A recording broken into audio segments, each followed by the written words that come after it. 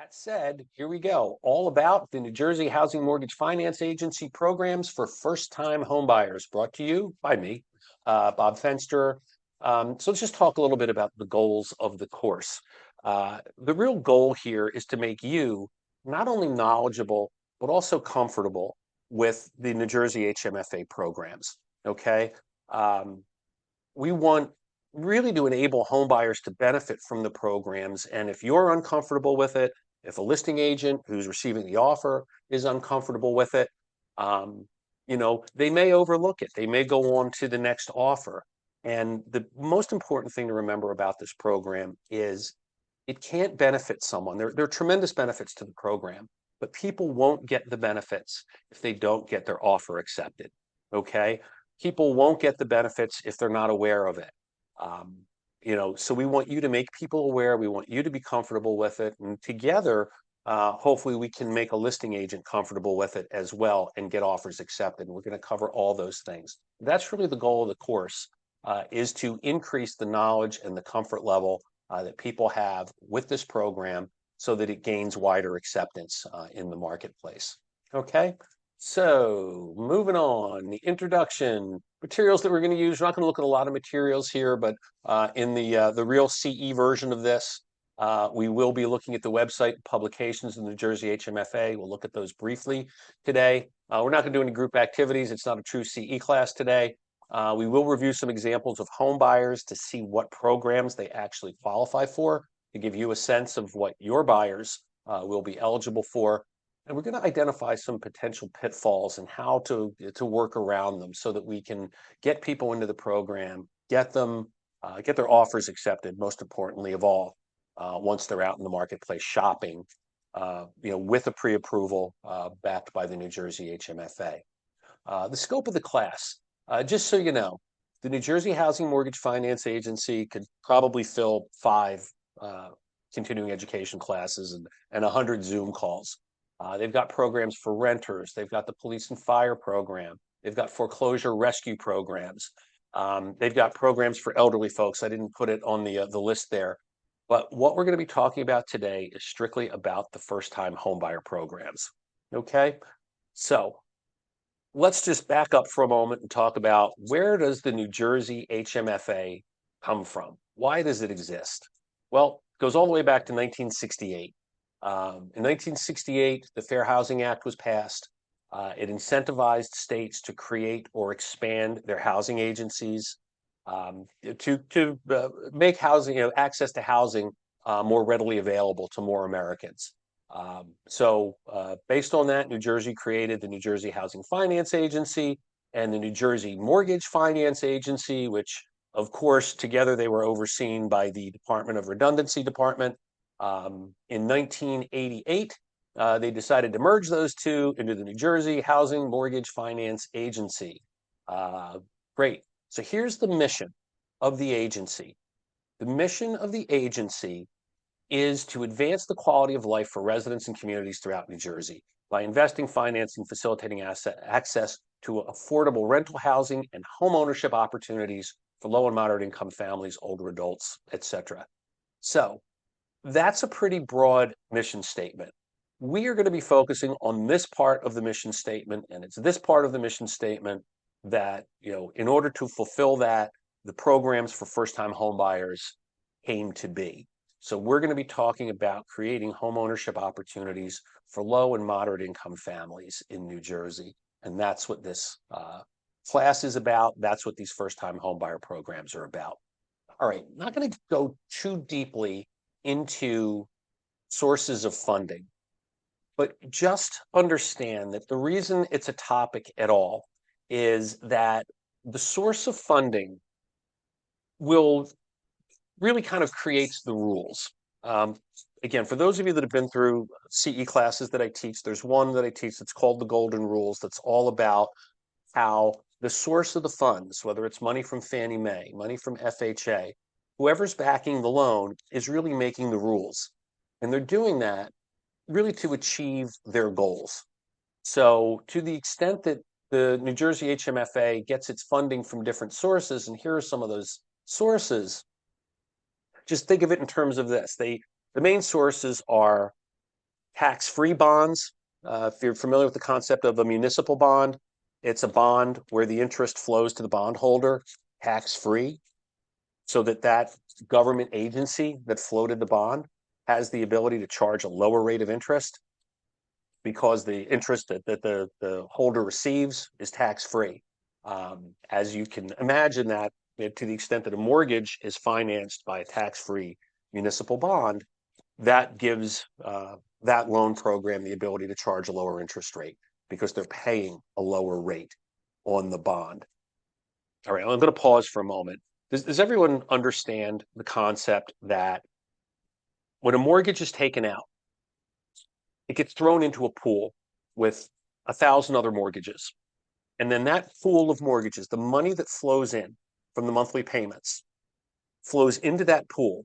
And then that pool has been divided up into bonds, typically of $1,000 increments, and investors, insurance companies, foreign governments, pension funds are very big. They buy those bonds and collect the interest. So the mortgage payment flows from the homeowner to the agency, be it the New Jersey HMFA or Fannie Mae, whomever, out to these bondholders. So when I, as a mortgage lender, and yes, I'm Green Tree Mortgage, but even, and I've worked for banks. I'll just mention when I worked for Fulton Bank for a number of years. Even at Fulton Bank, they weren't reaching into the vault necessarily and giving you the money for the mortgage. They were at the closing table. Then they wanted to put that money back in the vault. So those loans got sold to Fannie Mae. And that's what Fannie Mae does. They buy the loans and then they sell bonds behind them. And by buying the mortgages from the lenders, ultimately, the lenders continually have money to lend. All right, that's kind of a lot, but understand that those people that are providing the money, that are selling those bonds, are the ones that are going to set the interest rates and to an extent set the rules. Who's eligible? Who do they really want to help? Who are they targeting? So those sources of funds really affect the rules around the mortgage. Okay, so here you see, and this is really kind of the nuts and bolts of what we're going to talk about today. Here you see the three programs, mainly for first-time home buyers, that are offered by the New Jersey Housing Mortgage Finance Agency. Okay, these are the three that we're going to talk about today. The first one is easy to understand, the first-time homebuyer program. Homeward Bound, we'll talk about, is a program where it's, well, let's just get into it. So the first-time homebuyer, Homeward Bound, and the HFA Advantage. These first two are government loans. You can get an FHA, USDA, VA loan from these programs. And this HFA Advantage program is actually a conventional loan. Something that people may not be aware of, that there are programs from the New Jersey Housing Mortgage Finance Agency, programs where there is down payment and closing cost assistance attached, where the mortgage that the buyer gets, the home buyer gets, is actually a conventional mortgage. Now, in terms of the funding sources, this first-time homebuyer program is funded by what are known as mortgage revenue bonds. These are the tax-exempt municipal bonds that, the bonds that are being sold to raise the money are paying out a lower rate of interest than a taxable bond over here. So, as a result, the people in this program get a lower interest rate. They're getting a below market interest rate because the bond is paying a lower than market interest rate to the bondholders. Why? Because that money is flowing to them exempt from taxes, which makes them enticing to a lot of folks. Okay? Over here with the Homeward Bound and the HFA Advantage, you're getting, because these are taxable bonds, and really mortgage-backed securities is the security that is issued by Fannie Mae, Freddie Mac. In this case, for this program, it's Freddie Mac. Ginnie Mae, you may have heard of, is another agency that takes these mortgages, buys these mortgages, puts them in pools of 1,000, chops the total dollar value into increments of 1,000, and sells bonds behind them. Please, if you have any questions about this, because I've gotten a little more technical than I really wanted to get here today. If you have any questions, put them in the chat, and I'll be happy to answer them, or feel free to unmute. Okay, now, what a first-time home buyer gets from these programs, the first-time home buyer, Homeward Bound, and the HFA Advantage, they're getting the first lien mortgage. In other words, this is, not the home buyer assistance. This is the 30-year fixed rate FHA, VA, USDA, or conventional mortgage. Okay, that's the main thing that they get. Now, beyond that first lien mortgage, well, here, the first lien mortgages over here with the first time home buyer program, you're getting FHA, VA, or USDA mortgage. What we in the business call, and I'm sure you're thinking of it as well, these are the government-backed mortgages. These are, government agencies, FHA, VA, USDA, the government loans. That's what you get with the first-time homebuyer program. That's what you get with Homeward Bound. Now, over here with the first-time homebuyer program, you're getting a below-market interest rate. Here with Homeward Bound, you're getting a market interest rate. And you might say, why would I ever do this if I can get that? We'll get into it because this funding source creates a stricter guideline than this funding source. So as a result, people that don't quite fit here, that don't have the credit score to get to a conventional mortgage, will land here. They'll be able to get the mortgage, get the assistance, the first-time homebuyer assistance as well. So you get a first lien mortgage at a below market interest rate under the first-time homebuyer program. That mortgage is an FHA, VA, or USDA loan. Under Homeward Bound, you get a mortgage with a market interest rate that is an FHA, VA, or USDA mortgage. Okay, this guideline is a little easier than that guideline. So some people that don't quite fit here will spill over to here. Still other people, may be thinking, well, I'm being disadvantaged because the market doesn't look favorably at these government loans. I'd like to have a conventional mortgage. They'll come over here to the HFA Advantage. There are a number of other advantages to this program as well, but that is one. If you want to have a conventional approval as opposed to a government approval, government loan mortgage pre-approval to help you in the marketplace, this program is a great place to go to get that. Okay, so beyond the first lien mortgage, the home buyer gets, is eligible for not a grant, but what we call a forgivable silent second mortgage. So, and Dave, I know you'll back me up on this one. We don't use the word grant, okay, around here, right? Correct. Yes. This is not a straight out grant of money, okay? And follow me here. The home buyer is getting somewhere between $10,000 and $22,000 in assistance to help them with down payment and closing costs. What we do not want to have them do is use that money to buy the house and then turn around the next day, a year later, sell the house and put that money in their pocket. That's not what it's for. That money is there to help them get into a house, to promote home ownership. So it is not a grant, it's a forgivable silent second mortgage. And by that I mean silent second mortgage means it is a mortgage, a lien that sits in the second lien position. It's silent because it does not accrue interest and you do not have to make payments on it. Now, after you've been in the house for 5 years, that amount of money that you've been given, and we'll get into just what those amounts are, that is forgiven. So if you're, it's 6 years on and you go to sell the house, you can sell the house and you don't owe the state of New Jersey any money back. If it's year 4, when you sell the house, you will have to reimburse the state for, the 10, 15, 22, whatever amount of money it was that they gave you at closing. Okay. And then look, that's going to affect some people's decisions if, they are in a place where, they want to sell the house and, they're 4 years and 3 months in, they may delay a bit. Why pay the money back if I could just, pause for 9 months, sell it after that 5th anniversary and not have to repay the money. Okay. So over here, and this is pretty much across the board. So anyone that qualifies under the first-time homebuyer program, under the Homeward Bound program, or under the HFA Advantage program, they're each going to get either $10,000 or $15,000, depending on the county that they're in. So I always tell people, think of Interstate 195, okay?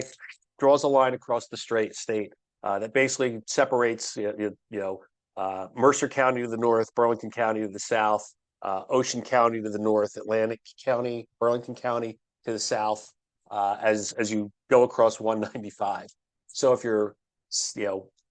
you're Burlington County and south, you get $10,000. If you're Mercer County, Ocean County, and north in the state, think of the state's geography, you get $15,000. Actually, I'm going to put a map. I will create a map when you come back for this class, when it's actually for credit. I'm going to put this on a map and shade it. Okay, so in addition to that, if you meet the criteria of a first-generation home buyer, you will get an additional $7,000. So over here, Burlington County moving south, first-generation home buyer, you'll get a total of $17,000 under any of these programs. If you qualify for this program, for the most part, you're going to qualify for the 10 or 17. Then if you're Mercer County, Ocean County, and north, you'll get the basic $15,000 as a first-time home buyer. And then if you also meet the criteria of a first-generation home buyer, you'll get an additional $7,000. So let me just quickly get into what is, here are the county lists. So here's what we call the Smart Start. DPA is down payment assistance. So this is the basic. These are the counties, here's Ocean County, here's Mercer County, and all these counties are the counties going north from there.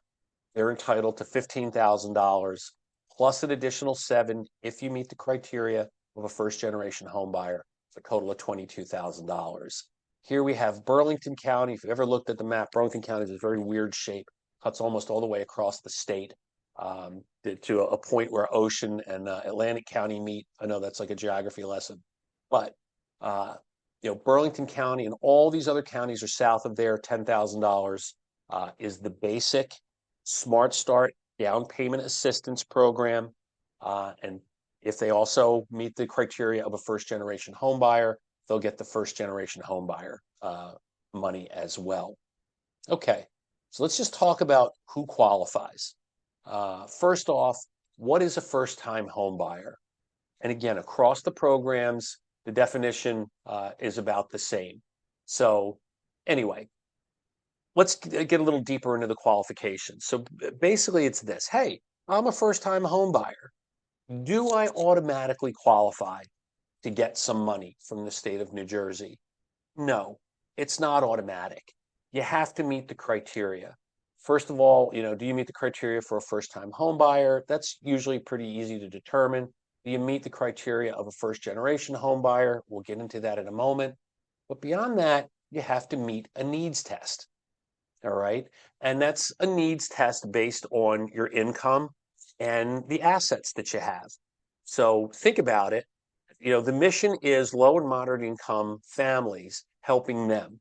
If you're a high income family, if you're earning $400,000 a year as an individual or as a family, you're not going to be eligible for this assistance, because the thinking is that if you're making money like that, you should have the ability to save the money necessary for your own down payment and closing costs, and you don't need the help. Okay. And then beyond that, you are a first-time home buyer. You are a first-generation home buyer. You've met the needs test based on your income and your assets. You also have to meet the underwriting guidelines. So it's not automatic here. There is a process that people have to go through to qualify. Really very similar to any other mortgage underwriting process, just with a couple of overlays having to do with the first-time home buyer, first generation, and the needs test. Okay. So let's talk about the definition of a first-time home buyer. It's pretty simple. The definition of a first-time home buyer is anyone who has owned no primary residence for the last 3 years. Notice that it says no primary residence. It does not mean no real estate. Consider this. Consider a farmer. Now, I'm still living at my parents' house, but I own this farm over here. It's a business, an agricultural piece of property. I don't live on it. I'm still living with my parents. I'm renting, whatever my situation might be, but I have a business and I own a building in an industrial area. That's real estate that I own, but it's not a primary residence. Or maybe and I've run across this a few times, I was an industrious person, and when I was still living with my parents, I went and bought an investment property. And, I've owned it and I rent it out, but I've never lived there, or I haven't lived there for the last 3 years. That could be someone who's eligible. As long as you haven't owned a primary residence for the last 3 years. And Dave, I think I covered this with you once before, but I had a situation. They ended up postponing their home purchase, but I had someone who had lived in a house as his primary residence, and 5 years ago moved out and rented it, and then moved into his own rental. So that person had not they owned it as their primary residence once upon a time, but for the last 5 years, it was not their primary residence. That person is still eligible. So again, no primary residence, not necessarily no real estate. That's an important distinction to know. What's a first generation home buyer? Bob, hey Bob, Yes, go ahead, can I David. just interject there? You might want to also bring up the mobile homes as a big question. Yeah, thank you for that. Sure. So basically, if someone's currently living in a mobile home, and it's important to know the circumstance of that mobile home. The majority of mobile homes are in these mobile home parks, these mobile home neighborhoods, where you do not own the ground underneath. You own the unit that sits on top and you pay ground rent. If you don't own the ground underneath, you don't own real estate. And as a result, you are eligible if you to buy a house where you own the house and the ground underneath it. If you're moving to a townhouse home, you're moving to a site-built single-family home, you're eligible for the assistance, not only the first lien mortgage, but also the $10,000 to $22,000 in first-time home buyer assistance. Thanks, Dave. Thanks for that. So that's an important one to remember too, because there are people looking to move out of those situations, move out of those homes as their families expand. They could be eligible for these benefits. Okay, even though they feel like a homeowner. Okay. So a first generation home buyer is anyone whose parents do not currently own a home. Now, now that means sometimes, oh, they own a home in another country, anywhere in the world. If they own a home anywhere in the world, they're not eligible. But if their parents don't own a home, or their parents are deceased, then and that's an important one too, because I just closed one. It was first generation home buyer for a woman in her late 50s. Her parents were deceased, and she hadn't owned a primary residence in the last 3 years. So she was eligible not only for the Smart Start down payment assistance, but the additional $7,000 as a first generation home buyer. Okay. Any questions there? I'm still watching the chat. All right. So let's talk about the definition of a first-time home buyer, because it's going to vary based on the program. And I'll show you what that means. So the basic definition is that they've owned no primary residence for the last 3 years. So let's take an example of this lovely young woman. She's never owned a home before. Okay. She's thinking of purchasing a home. Because she's never owned a home, she's eligible for the first-time homebuyer program. She's also she's eligible across the board. Never having owned a home in her life, she can participate in any one of these three programs. She's eligible for all of them. Now, let's move her life forward a little bit. She bought this house as a single person. Enter a man, and which just messes everything up, right? So she owns this house, okay? And she owned it before she met him. But of course now, come on, graphics, now they're in love, they get married, they have a child, they need a bigger house. Now, the question is, when they go to buy this house, are they going to be eligible for any benefits? Well, possibly. They're not going to be able to do the first-time homebuyer program. This first-time homebuyer program looks at the entire family, okay? They're married, so basically for this program, when he married her, he essentially married away his first-time homebuyer benefit. But, and this is relatively new, Homeward Bound and FHA Advantage has not been around for a long time. And if you've, heard before from years past that once the couple, once you marry someone who owns a home, you're no longer eligible for a benefit. That's not entirely true any longer. So if we look at just him, he is not on the deed, he is not on the mortgage. He, even though he's married to her, has not owned a home on his own in the past. Under the Homeward Bound program, he is eligible. Homeward Bound looks just at the borrower. Is the borrower meeting the definition of a first-time home buyer? And in this case, he is. He can do the Homeward Bound program. He is also eligible for, I should call that Smart Start. He is also eligible for the Smart Start down payment assistance of $10,000 or $15,000, depending on the county where the house is. Over here at the FHA Advantage, he's also eligible. Okay, and again, not only eligible for the mortgage, the first lien mortgage, but also for that assistance. He can get the $10,000 or the $15,000. Now, it bears noting that she's going to be moving with him. So if she vacates this house or sells this house, okay, she's going to have, if she vacates it, you can't have a loan from the New Jersey HMFA and not be living there. So if she vacates, she's going to have to refinance the mortgage away from a New Jersey HMFA program.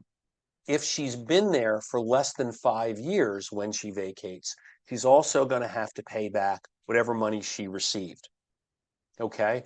Also, if she sells it, she'll have to pay back the grant if it's less than 5 years. Grant, I didn't say the down payment assistance. If it's been over 5 years, she won't. Okay?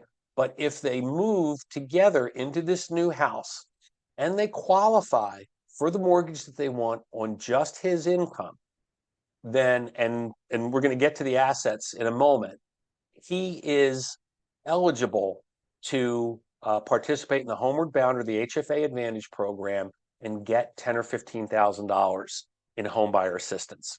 Okay, so does everybody follow that? That the definition of first-time homebuyer varies a little bit across these programs. The eligibility for the assistance money varies across these programs. And that's important to know as you're talking to home buyers and sort of evaluating the situation. Okay? All right. So what about the first generation home buyer? When it comes to first generation home buyer, they are not going to be eligible because the first generation program, home buyer program, is always looking at all household members, and all household members have to be first generation homeowners. And that rule applies across all three programs. So while they can do this, get this money, and they're eligible for these programs, if they qualify, if he qualifies for the loan on his own, he is not going to be eligible. They are not going to be eligible as a family for this first generation home buyer money. Okay. Any questions there? Everybody following me? How are we doing so far? Come on, folks. It's not that early in the morning. Feel free Hi, to I sent a question in the chat. I'm sorry. Oh, okay. Give me a second here. This is from Ruth. Yeah, I just kind of wanted to know, like, because you said that if she decides to move in with the future husband, that she would then be deemed necessary to repay the loan. But I was saying, what if she decided to not officially move out of her residency for the 5 years and just use his home as like a secondary? Yeah, that's a tricky question. So, if they're married, and Dave, this is probably a situation where I would call Dave. And thankfully, I've got them on the line right now. That's a real gray area. I don't like to go there. My advice to people is usually just play it straight. If you're married, you're gonna move in with him. Okay. You know, if you want to consult with me before you get married and say, oh, I'm looking at your wedding date and this date you want to buy the new house, and that's, you know, that's 3 months before um you know your down payment assistance money is expiring. So how about this? Instead of a spring wedding, why not do a fall wedding? Okay, and then buy the house and then sell it, vacate it, whatever you're going to do. Move into this new house, you know, get the down payment assistance money for the new house, and then, you know, sell the old one. No muss, no fuss. But if you're inside that 5 years and you're married already and your spouse is buying that house and, you know, using the down payment assistance money to do it, my advice is going to be don't try to cheat the system. Don't game the system. Don't say, oh, you know, we're going to live separately. You're not. You're newlyweds. Um, so I would say, you know, try to plan ahead. You know, I always like to say when I'll hear all the time, like, why did that person do that? Didn't they know all they had to do was wait for 3 months? It's like, no, they didn't. People don't live their lives based on their mortgage eligibility. You know, they just live their lives. Um, you know, it's a tricky question. I wouldn't advise them to game the system or to be dishonest. Um, you know, I would, you know, try to advise them, you know, again, if, you know, postponing the wedding or planning the wedding date around your first time homebuyer money eligibility makes sense to you, then do it that way. But don't, you know, No, I meant like basically, not I didn't mean like in the sense of gaming the system. What I'm saying is like you said, she initially purchased her property through the program. She met a mhm. guy, she fell in love. Like if he already had his say he has a house or say he already has an apartment, like if she's realistically thinking about what makes sense, whether she's in love or not, I mean financials are always going to be a huge topic when you're discussing marriage with somebody.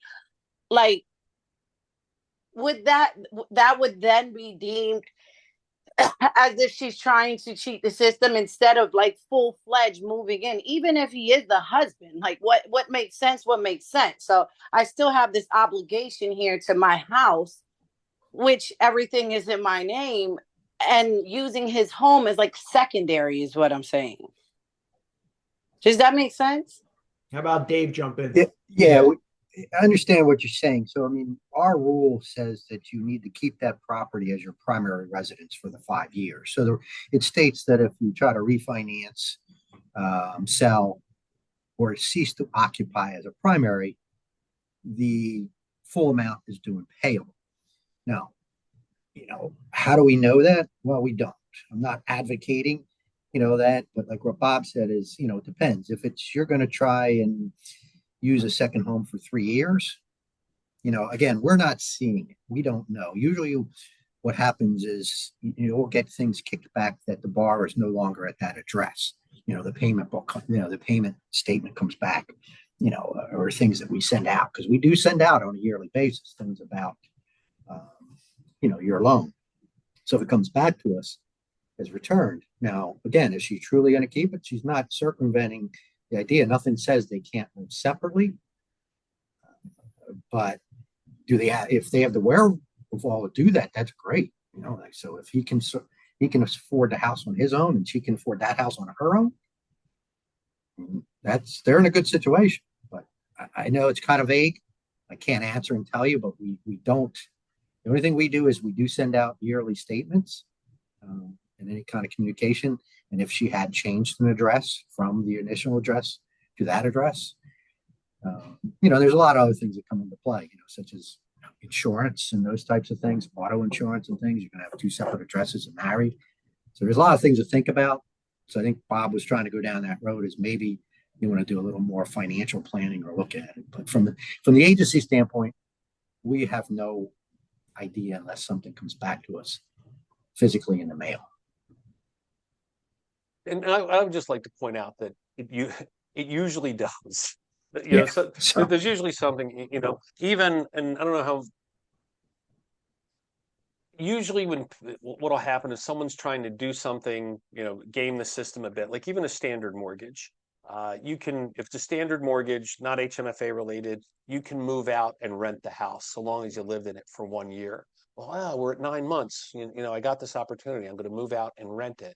And then, a piece of mail will bounce. You'll forget to make a payment. And, trust me, a loan gets looked at once there's a late payment. And at that moment, it's found out. And look, it's troublesome. And you don't want to put yourself in a position where you can get foreclosed on. It's a really negative event for your credit and for your life. So the best thing to do is to play it straight. Yeah, if you really want to do it, then it's wow, for I get to hold on to $17,000 if I just live in this place for a few more months. I'm gonna do it. I'll see you on the weekends, honey.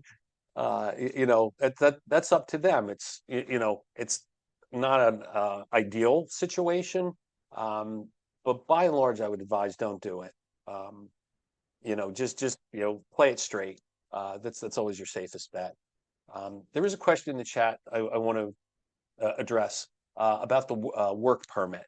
So Dave, as far as I know, it's all like the FHA, it's all the same rules. So if someone has an EA, and by work permit, I'm going to change that to the EAD card, the authorization to work card issued by Homeland Security. As long as they have that, and I believe the rule is they have to have had it for at least 2 years. It's had to have been renewed once. You're eligible for an FHA mortgage. Now you have to have a social security number. You can't have an ITIN number, and we're going to get into credit in a minute. And you have to have a credit history. But as long as you have a valid EAD card that's been renewed at least once, you're eligible for the government programs, at least the FHA program, under the HMFA or any other FHA loan. Okay. All right. Moving on. So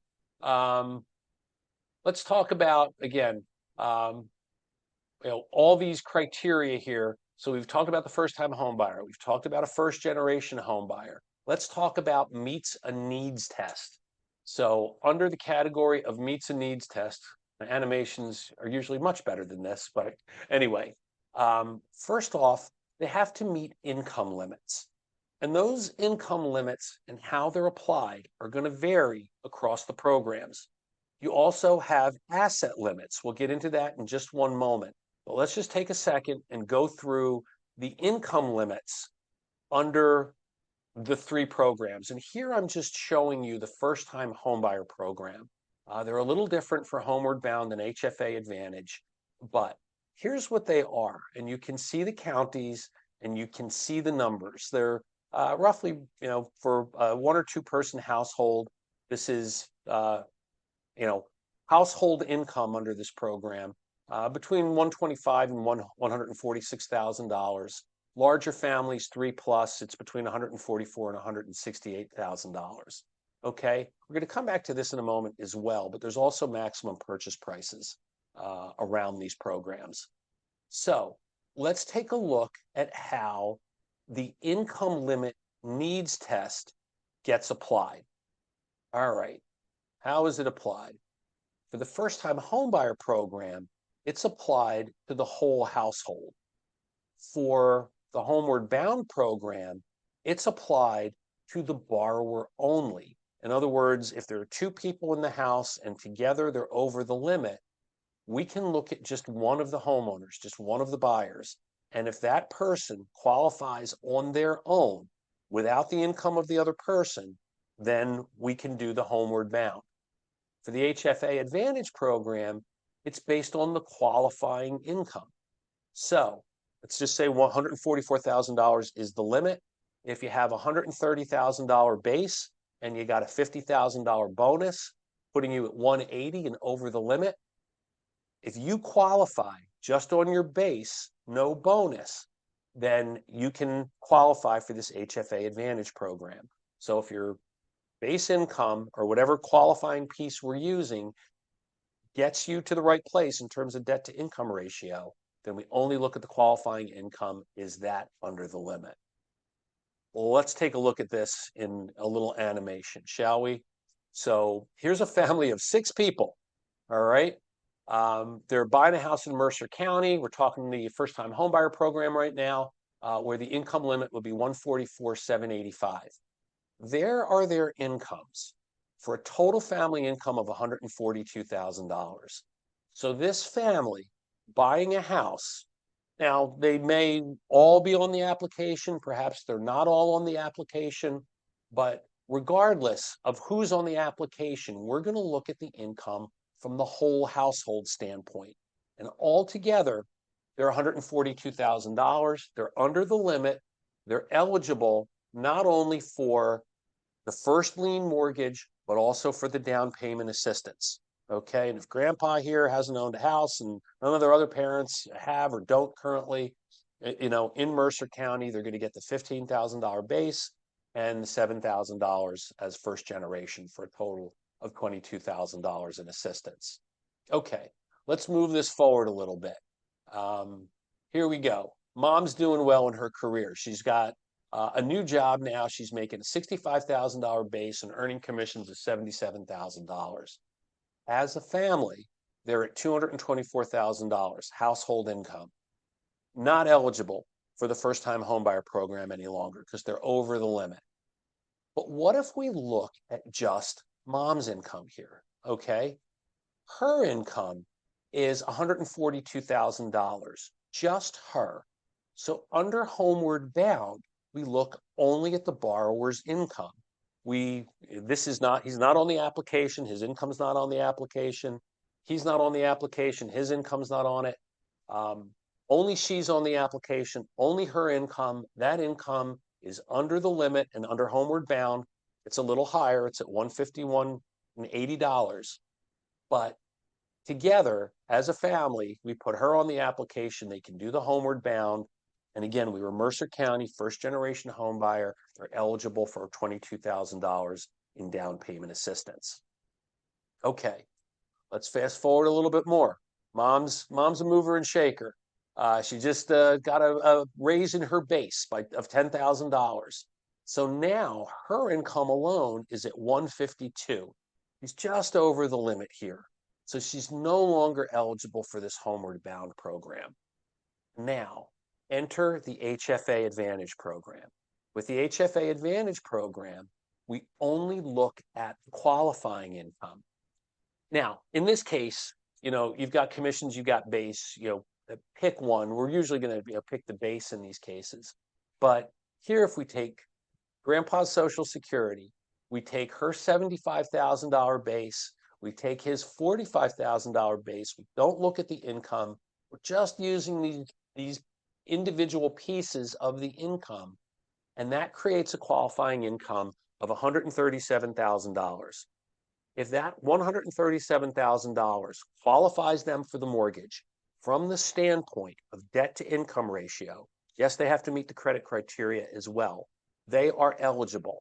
They are eligible for this HFA Advantage program for the first lien mortgage, and they're also eligible for the down payment assistance, which again, Mercer County, the base assistance, the Smart Start piece, $15,000, the first generation piece, another $7,000 for a total of $22,000. All right. Does everybody get that? The way these limits are applied varies across the programs. And that's important to know. If you've got a customer that needs or would like the assistance, have them talk to someone. Oh my gosh, together we make so much money. But if you're, buying a house that you qualify for without using all of your income, there may be a way to piece together the pieces of income for qualifying income to get you this money. Okay? So, any questions there? Yes, the comment in the chat is don't get married. And just another reason not to get married. Okay, let's take a look at yet another family. Here's a family of 4 looking for a house. Okay, they're a 4-person family. Again, I put them in Mercer County. where the limit's 144,785. They're looking to buy a fairly modest house. Only one of them's working right now. One of them's staying home to raise the kids, to stay with the kids. So the one income that's in the house is a base of $65,000 with $10,000 of overtime. Now, that income is not enough. They're willing to buy the house. They'll scrape by and live modestly, but for the purposes of uh, getting a mortgage and trying to receive the first-time home buyer benefit, the down payment assistance, there's not enough. Their debt to income ratio is too high right now. All right. So enter grandma. Grandma, and can I just say for a moment, grandma's got a lifestyle. Look at her. All right. So here's grandma, and she's willing to co-sign, and she has an income of $63,000 a year. Now, if you're going for this first-time homebuyer program, you can't. For this program, there are no co-signers allowed. So they're going to have to qualify for the mortgage just based on their own income. We can't use grandma as the co-signer. But over here with these programs, we can use a co-signer. Okay? The income limit has been bumped up to 151.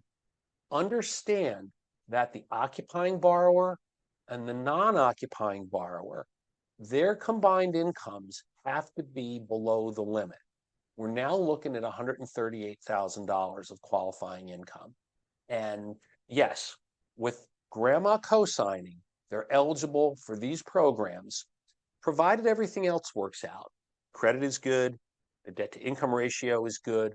They're eligible not only for the underlying first lien mortgage, the Homeward Bound program, government loan, or the HFA Advantage conventional loan, but they're also eligible for the first-time home buyer, the down payment assistance benefit, the Smart Start, plus first-generation home buyer if in fact grandma or none of their parents owns a home. Okay, important thing to remember with this, and this is where it can get tricky. Yes, grandma has a nice little income here to add as a co-signer, but we have to keep in mind that the new debt to income calculation that we do is going to include grandma's housing expense plus her other monthly obligations. All right. So it sounds great, but it may be difficult to find a co-signer in this case, a non-occupying co-borrower whose situation really fits, where you stay under the limit and meet the debt to income ratio guidelines. Right? Hey, look, grandma's got a lifestyle. Let's assume she's shacked up with her boyfriend, okay? And she doesn't have a housing expense. This could work really well. All right. Any questions there? Okay, so that's applying the income limits, the needs test. All right, I want to skip the scenario review for now because we're just for the sake of time. Let's get to the rest of the needs test. Let's talk about the asset limit. This is a pretty straightforward thing. The asset limit across all three programs is that you, as the home buyer, cannot have liquid assets of more than 20% of the value of the house. All right. Think about that for a moment. It's almost as though, hey, look, I qualify. My income's $120,000. I meet all I have good credit. I meet all the criteria, but I've done too good a job of saving money. And I have this nice little nest egg in the bank. It's more than 20% of the value of the house that I'm going to buy. I'm no longer eligible for the first-time homebuyer program. Now, keep in mind that retirement funds do not count. So if that money is in some type of an IRA, we don't count that. We're talking about money in a bank account, checking, savings, money market. All right. Also keep in mind that gifts do count toward that 20%. So if you've got a little bit saved up and mom and dad are going to give you a nice gift to help you with the purchase of the house, the money that you have plus the gift that they're providing you gets looked at in a combined fashion. And if that amount is 20% or more of the value of the house that you're buying, you're deemed ineligible from the needs test asset portion. Okay. Gifts of equity do count, and gift of equity doesn't come up a lot, and really in transactions that a real estate agent would be involved in. But there are occasionally you'll get involved in a transaction where someone's selling to a family member. I'm going to buy my parents' house, and the house is worth $400,000, but they're going to sell it to me for $300,000. The difference between what they're selling it to you for and the true value of the house becomes what's known as a gift of equity. And if that gift of equity is in excess of 20% of the value of the house, you would be deemed ineligible. You could not also receive the down payment assistance money. Okay? So does everybody follow that? All right. So, oh, Harris, why did you have to ask that question? Can I move money to qualify? My my answer is no. My answer is no, you can't move the money to qualify. Again, I'd rather you not game the system. I would never advise someone to do that. If you happen to have it in a place like a money market or something, um, the, if you moved it into a Roth IRA, and there are limits to how much you can put in at any one time, basically moving your liquid savings into a retirement vehicle in a legal and legitimate way, I would say yes, you can do that. But short of that, hey, I'm gonna park this money in my mom's account, my dad's account. Don't. I always like to say this, that because there is a needs test in these programs, these applications for these programs become part application, part investigation. And, we're going to look back a few months on those bank statements. And if we see a bunch of money move out, we're going to ask, where did it go? You were over the 20%, and now you're under the 20%. Where did that money go? Okay.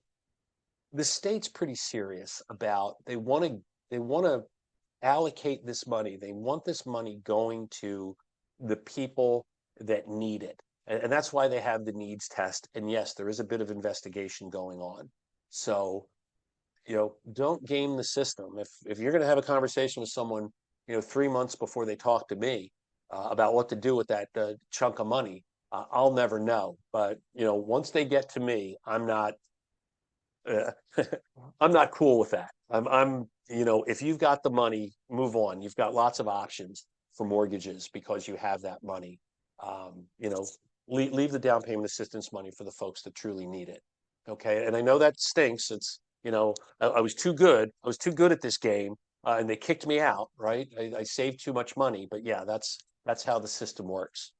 So Mark asked, who determines the true value of the house? An appraiser would make that determination. Okay. Do retirement funds count if the borrower is already drawing the funds? No, they do not. If they're in a retirement account, they do not count towards that liquid assets for the asset limit. Okay. Any other questions there? It does happen occasionally. There aren't a lot of people, um, at a stage in life where they're drawing on their 401ks that need this help. But occasionally there are. And yes, if you're already drawing, it doesn't matter. That doesn't count towards your liquid funds. Okay. Next we have the underwriting guidelines. Yes, we're going to run maybe about 10 more minutes. I'm looking at the clock here. So again, in order to qualify, here are all the things. You're a first-time home buyer and you're a first-generation home buyer. Congratulations, extra money. You've met the needs test. You've come all this way. The last thing that we need to do is make sure that you meet the underwriting guidelines. So these underwriting guidelines are pretty uniform. As far as credit is concerned, across all the programs, you need a minimum 620 credit score.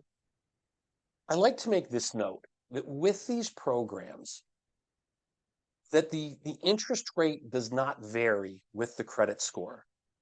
Your first-time home buyer, your Homeward Bound program, those are FHA, VA, USDA, they're government programs. Those types of loans, even when you're outside the world of the New Jersey HMFA, those rates do not vary a lot based on your credit score.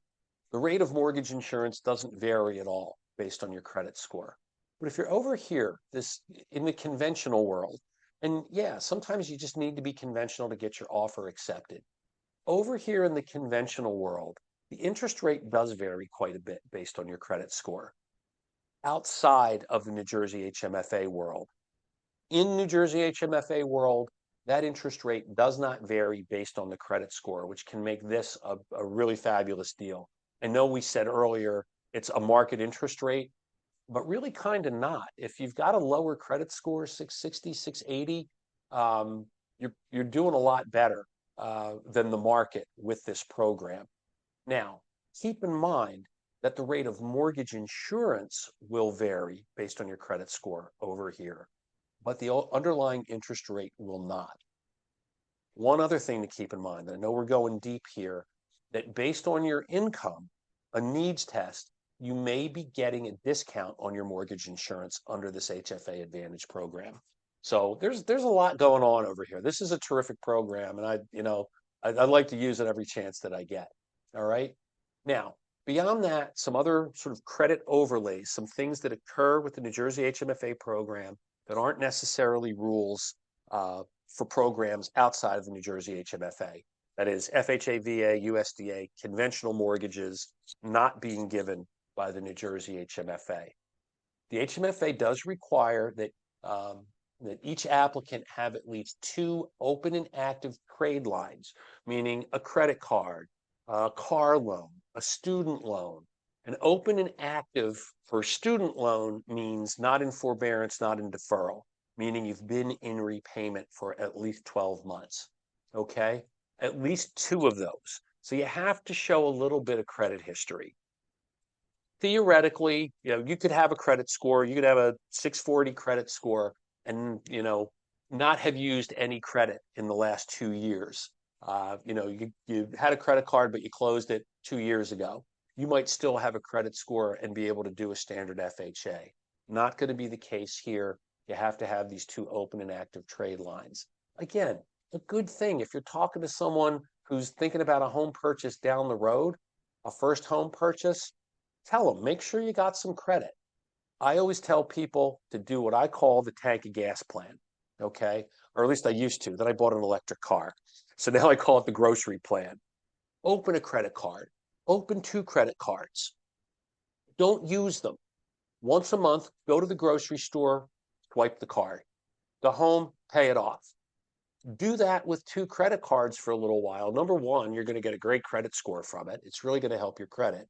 And number 2, you're going to show that good credit management, that open and active trade line that you need if you don't already have it for a program like this. If you're currently renting, that will count as one of the trade lines. So if you have 1 credit card and a rental history, that can count. But also remember that our borrower needs to be on the lease. If you're living with someone else and that someone else is the name on the lease and your name's not on it, that's not going to count. We can use your rental history toward as one of the 2, provided you are on the lease. All right.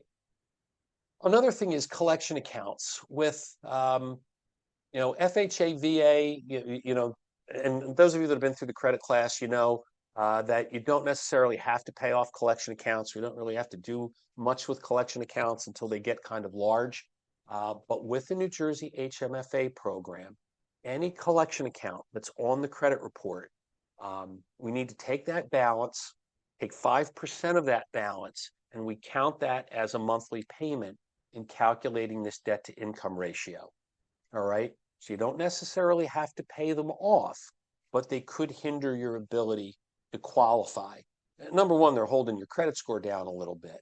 But as long as you're over the 620, they could be holding you back a little bit in terms of the amount that you'll qualify for. Okay. And another thing with the New Jersey HMFA, it is the rule that you've not had a foreclosure at any time. So, and Dave, I do want to ask you this question. I mean, we're going to ask, but I mean, credit reports really only reach back, technically they reach back 10 years. A foreclosure is allowed to appear on your credit report for as long as 10 years. It only affects your credit score for 7. Your thoughts on that? We're just asking the question. If it's not appearing on the credit report, we're just going based on their word. Is there any further investigating going on? No, that's left up to you guys. So Okay. if it's not on a credit report, we're not going beyond what you guys would look for. So Okay. I don't believe it comes back on title or any of those types of things. If it did, Yeah, yeah. So no. again, make sure people do answer honestly because it could. I Mhm. don't know how far back title goes in terms of a buyer search, but honesty is always the best policy with these things. You don't want to get deep into the process and then have it blow up because someone tried to withhold some piece of information. So just play it straight. Is again always the best advice. Okay, let's go to the capacity debt to income ratios. The debt to income ratios across these programs look like this. Now, here's what this looks like, these two numbers, a front ratio and a back ratio. A front ratio is the percentage of your gross monthly income that you're spending on the mortgage payment, principal, interest, taxes, insurance, and mortgage insurance, that PITI payment. That, under FHA, first-time homebuyer can't exceed 40%. Under USDA, first-time homebuyer, 32%. Harris, did USDA just increase their front ratio? Correct. We can go to 34 instead of 32 now. All right, and Dave, you're going to honor that as well? Yes, yeah, we'll Okay. follow. All right. Yeah, we're Sorry, up to this 40, only happened so the last couple of weeks. I didn't update my slide. so we're on. 34% of your gross monthly income under Right. USDA. So we're 40 on the front. So as long, but you still have to follow. Yeah, First insurer, so USDA is the stricter of the two. Yeah. So yeah, the VA will go to 40, and then 47. This back ratio is what percentage of your gross monthly income are you spending on the house payment plus all of your other monthly obligation. That's what that number is. So VA 47% total. On conventional, 36% is the housing ratio, 47%. Come over here to Homeward Bound, and here you can see some of the differences where some people, these higher debt to income ratios, some people are going to qualify here where they don't here. All right. We also saw some of the other situations where in the definition of what is a first-time home buyer, in the definition of what is qualifying income, there's really, quite a few opportunities for people to fit into this program where they don't fit into this one. And even though the interest rate's not as favorable, they can get the down payment assistance. Over here with this HFA Advantage program, that's a pretty liberal guideline, I have to tell you, that, if I have no other debts, my monthly mortgage payment can be 50% of my gross monthly income, or my mortgage payment plus my other obligations can be 50% of my gross monthly income. So capacity, what's your debt to income ratio? Now, with the exception of this is exactly the same guideline that you get in the traditional mortgage world outside of the New Jersey HMFA. Very same guideline, okay? Over here, the guidelines are a little bit tighter. This back number, this front number can go to about 44%, and the back number can go to about 56% when you're outside of the New Jersey HMFA, all right? So there are going to be situations where we'll go to those higher numbers because we know there's income in the house. Maybe there's a spouse who's self-employed, newly self-employed. I can't put, it doesn't show much income on the tax return. I can't put the income on the mortgage application. Maybe there's a spouse with poor credit, so I can't put their income on the application. So I'll go to those much higher debt to income ratios. You're a little bit less flexible here, but not too much. Those are, frankly, compared to where they've been in the past, really very liberal guidelines. And it's a big umbrella. It captures a lot of people. It helps a lot of people. Okay, so moving on to cash. How much money do you have in the bank? Understand that with the New Jersey HMFA programs, there is what's known as a reserve requirement, meaning after you buy the house, after you receive the money, the down payment assistance money, and maybe you come out of pocket with a little bit of your own money. The money that you have remaining in the bank after closing has to be equal to or greater than one monthly mortgage payment, principal and interest plus taxes, homeowners insurance, and mortgage insurance. Okay, so you have to have a little something remaining in the bank. And that's important to remember. You can theoretically, if you're getting enough money in the down payment assistance, sometimes maybe you'll get a little seller assist for closing costs.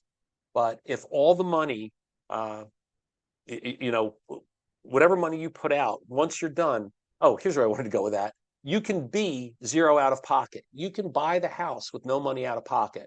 There's no minimum contribution requirement. But when you're done, you have to have at least 1 month of that pity payment remaining in the bank after closing. Okay. And also, we talked about not too much cash in the bank because you can't exceed the 20% of the value of the house. And remember, those retirement savings don't count. Now, Dave, here's a question. Are those retirement savings, can that count as the reserve? If I'm, Yes, they can. yeah, okay. So So we if do you have the require, 401, go ahead. yeah, we do require it to be a liquid asset. So in this case, retirement accounts 401ks are considered liquid for the reserve test, but not liquid for the asset test. So it's a key. Okay, right. So important distinction. So yes, the big 401k is not going to disqualify you for the program, and it may help you qualify in that it becomes your reserves after closing. All right, moving on. What do I got next here? Collateral. All right.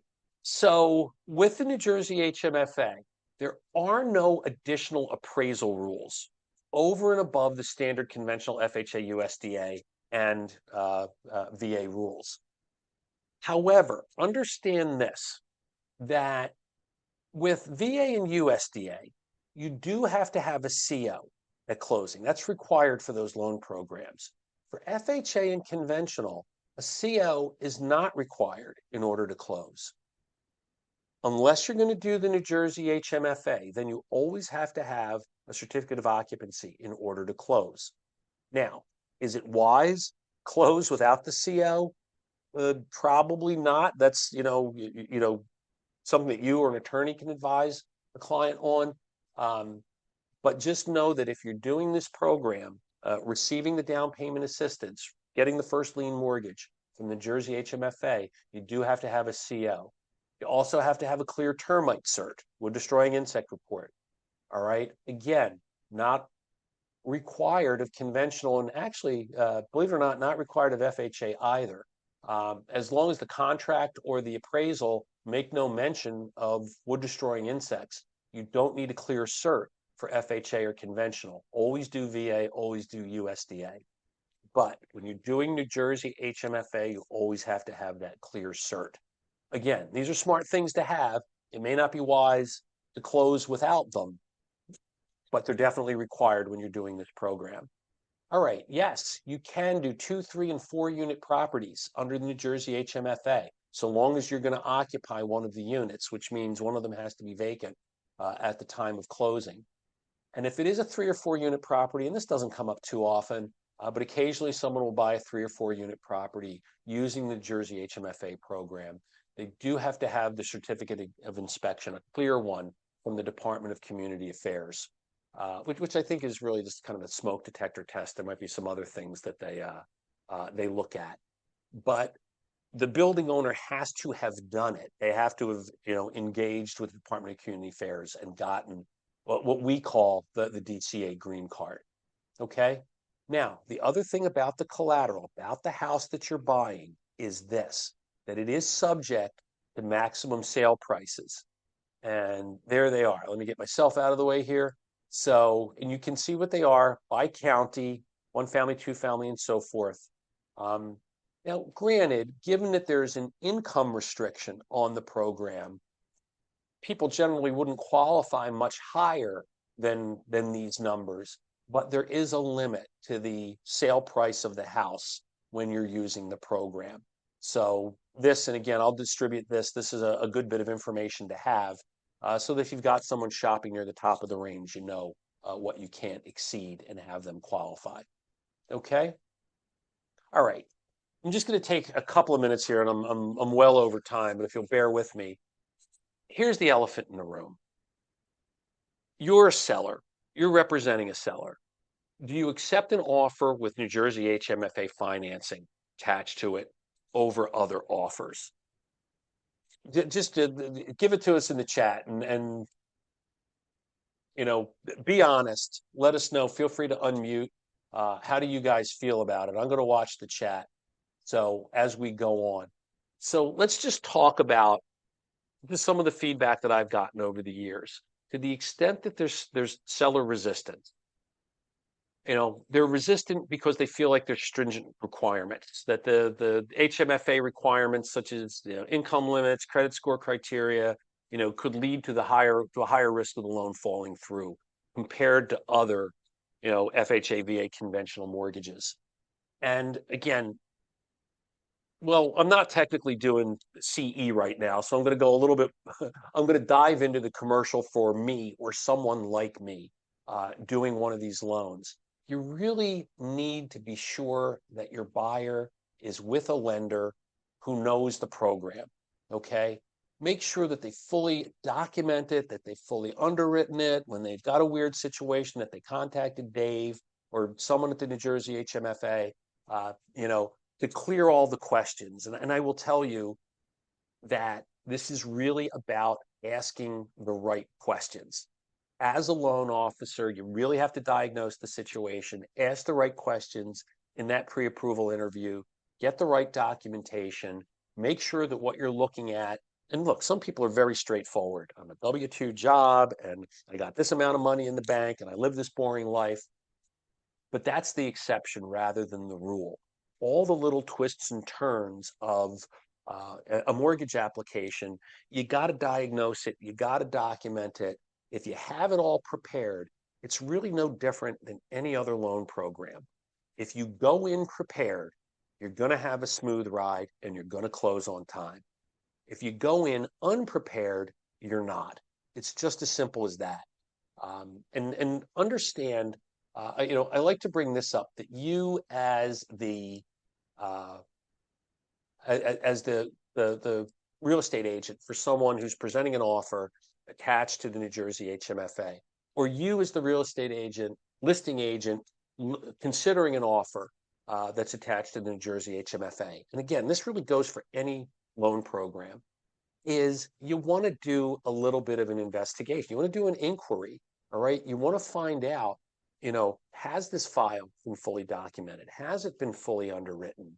Let me talk to the lender. There's something unusual about this property that perhaps they should know. I got wetlands in the back. I got,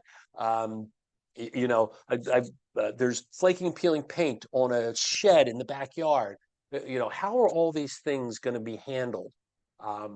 It's important to know. And you as the agent play a role. You have to ask the questions. If you're representing that buyer, you have to ask them, have you submitted all of your paperwork? Was it 3 years of tax returns that you gave them? Did you show them your bank accounts? Do they know what the housing expense of your cosigner is? You have to ask the questions of your borrower. And if you're not liking the answers that you're getting, maybe engage that lender. Okay. Yes, we are allowed to talk to someone's agent so long as we have permission. Okay. And we can let you know as the agent how thorough, how complete this file is. And look, and you as the agent, don't be afraid if you're not liking the answers that you're getting, if you're not feeling confident that that lender knows this program and has thoroughly documented this file and is in a place to get from contract to closing on time, then suggest that they talk to someone else with a little bit more experience, with who's going to be a little more thorough, because you like, and this goes for any loan. This absolutely goes for any loan. And I'm going to tell you, this is one of my, pet peeves in this business, is that people have a tendency to read too much into a pre-approval letter. Does a large down payment indicate a greater probability that you'll get to closing on time? There's maybe a little bit of correlation there, but trust me, someone with a 50% down payment I'll give you an example. We had a guy who was he was a psychiatrist. That was his job, an MD psychiatrist, buying a $600,000 house, making a 25% down payment, earning $300,000 a year, gets denied by his lender. And by the way, this was new construction, so this file literally sat on someone's desk for 6 months, waiting for that house to be completed. And then once it was completed and they put the file into underwriting, the loan got denied. I ended up talking to the person, and yes, it was true that he earned $300,000 a year, but he was a self-employed psychiatrist. That was his revenue line. When you took out all his expenses, on the bottom line, he was earning $180,000 a year and wanted to close carrying his old house in addition to the new $600,000 house. So that said, a doctor with a 25% down payment, this thing looked like gold, and I think the loan officer treated it like it was gold and didn't actually do the underwriting, and the deal blew up. I mean, we made it work. He got a lease on the other house, and we made the debt to income ratio work. But my point is this, that when it comes to a deal that blows up, the pre-approval was issued and it blows up once it goes into underwriting.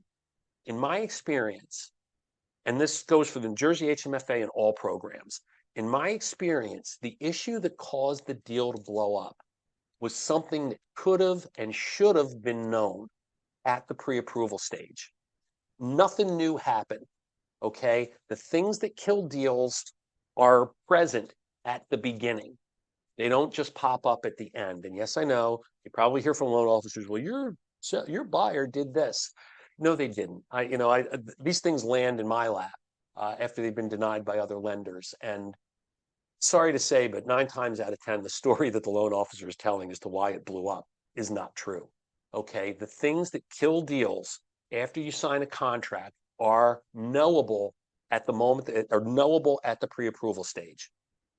If there's an issue with the property itself, that's a question. I mean, we as lenders, I look at the MLS.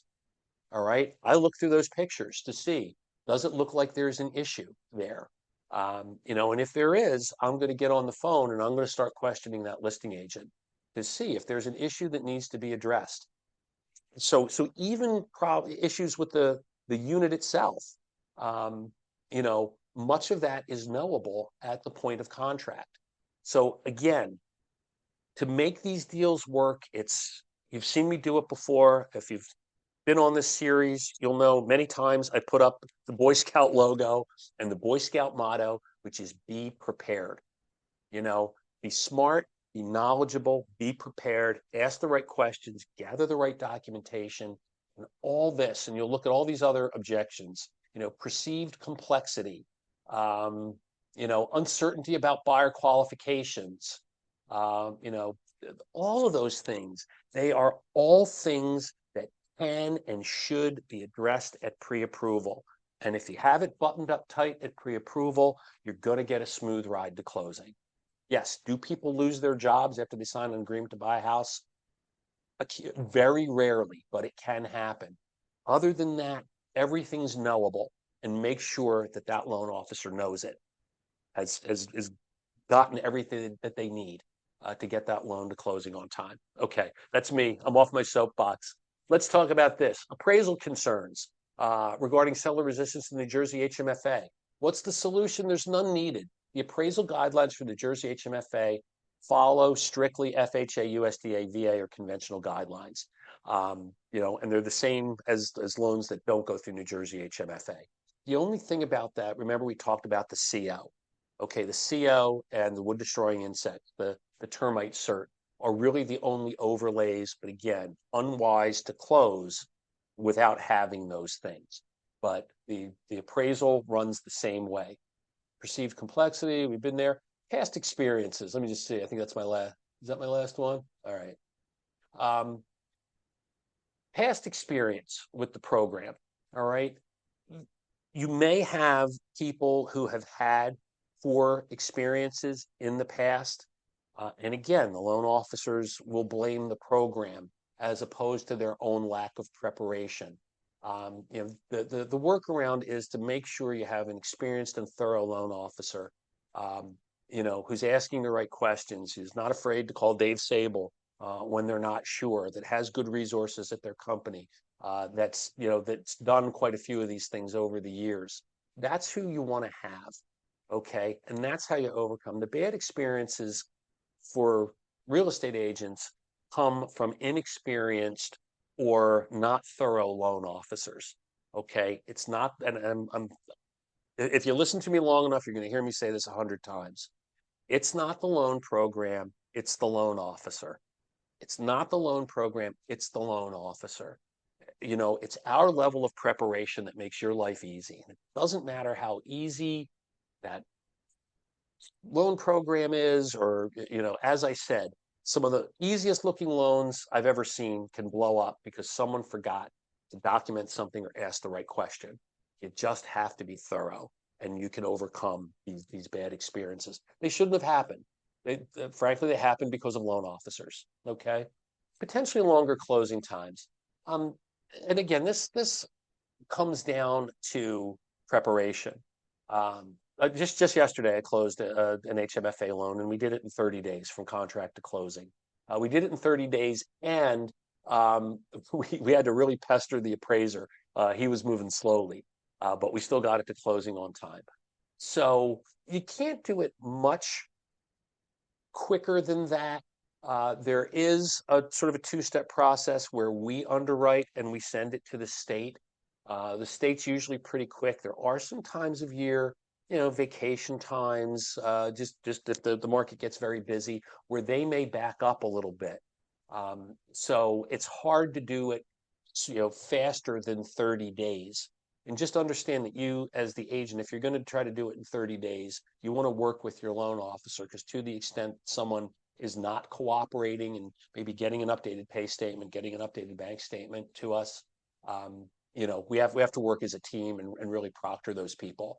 But the fact that you can't rush it so much could put your buyer at a little bit of a competitive disadvantage.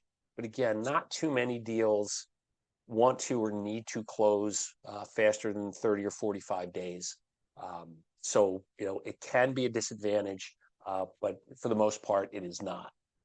All right, just a couple quick other provisions. The buyer must take a home buyer class for these programs, a first-time home buyer program, class rather. There is a recapture tax. I'm going to kind of gloss over that because your income really has to skyrocket in the years that you own the house, and then when you go to sell it, before you get hit with that recapture tax. And Dave, I'm going to say this for you because we've had this this conversation. I know of no one that's ever been hit with the recapture tax. Just chime in if you think differently. No, it's they have to be well over income. There's three things that have to play, and they never come. When you look at it, I mean, your income, and it's on a sliding scale over time. But no one that I know of has ever hit that ceiling, in the year that they sell the house. All right. If you vacate the house, you have to refinance. You have to dispose of your New Jersey HMFA loan. All right. And then the last thing is understanding the process. As I said, it is an application and an investigation. And this is really where we come in. I'll give you the example of the one I just closed the other day. So, in the pre-approval stage, I got the bank statements. And one of the things that we look at, because it's a bit of an investigation, are deposits into the account. Meaning, is there money coming in from another source that we don't know about? So I see a bunch of Zells coming in. Now, most of them were labeled as from her children. Her children were living with her and contributing toward household expenses. So those were pretty easy. But there were some other weird ones coming in. And what she was doing is she was on like a vacation club where she and a friend of hers were saving money, making deposits with a travel agent for a cruise. And she was making the deposits and her friend was reimbursing her. And then on top of that, her sister was giving her a gift to help her. She wanted to make a little bit of a down payment on the house. So I let her know, I'm like, these things are fine. We're going to write a letter of explanation. And the people sending you this money need to be willing to show us their bank accounts. We need to see the money leaving their accounts to make sure your name's not on it and it's not a whole big bunch of money sitting there under your name. So we covered that early on. We had it all documented when she signed the agreement of sale. You know, the only glitch that we hit was her sister was away on vacation. So we had to wait a week for her sister to come back from vacation to verify the last deposit that she'd made into the borrower's account. Again, preparation. It's part application, part investigation, and you overcome it with preparation. Okay, you do all those things at the pre-approval stage so that when they sign the contract, they have a smooth ride to closing. And I cannot emphasize the importance of that enough, because this program, if you don't do it right, if you don't know what you're doing, if it's your first time through, it can go sideways pretty easily. Dave, I know that's maybe not what you want to hear, but it's true of this program. It's really true of any program. Loan officer preparation, borrower cooperation, those are the things that make this thing run smoothly. And yes, it does run smoothly when it's done well. All right. Yep, you're 100% correct, Bob. I mean, Right. it's preparation, Thanks. and that's what we're here for. To you guys on the call is to support Bob, and you'd be surprised how many people won't use us. Yeah, You that's, know, that you they know, won't, reach out to us. We're here. There's 4 of us now in the department that can help and answer questions along those lines. Again, because it's our mission. Our yeah, mission is to and the promote. agency's So, good. The agency has the resources, and they make them available. We just, as loan officers, need to use them. We need to recognize when we need the help and then use it and then go get the help. Okay. So anyway, this is just a little bit about the process. We underwrite the file, we submit it to the state. We always shoot for no conditions. We want it to go to the state, come back a few days later, clear to close. That's always our mission. And then if we try, if there are 1 or 2 loose ends we didn't have tied down, we'll get those right over. It's usually, again, just about a day to turn those around. All right. So why it goes wrong or it goes long, we talked about all this. It's really, I can't emphasize enough that it's not the program, it's the loan officer. I just can't say it enough. I just can't emphasize it enough that this program works beautifully when it's done right. And it's all about the loan officer. It's my job as the loan officer, my team, Harris, Suzanne, who's not on the call today. It's the job that we do up front that makes this thing run smoothly on the back end. So, that's where you want to go with these to make sure that you have a smooth ride to closing and that your buyer has a smooth ride to closing, because it's that smooth ride to closing that gets you the referrals down the road. If it goes sideways because of me, they've had a bad experience. They're probably not referring you either later on. So, choose carefully. If your buyer needs this program, choose the loan officer carefully. I just can't emphasize that enough. All right, I think I've bent your ear long enough. This was the longest one ever, but again, please don't forget. I'll send everyone out an email. I'll send you a recording of this class. But please, if you can, join us on September 24th and 25th. All 12 credits needed to renew your New Jersey license. And when we're done, we're going to give you free beer and food. It's all just $74. And I do hope to see you there.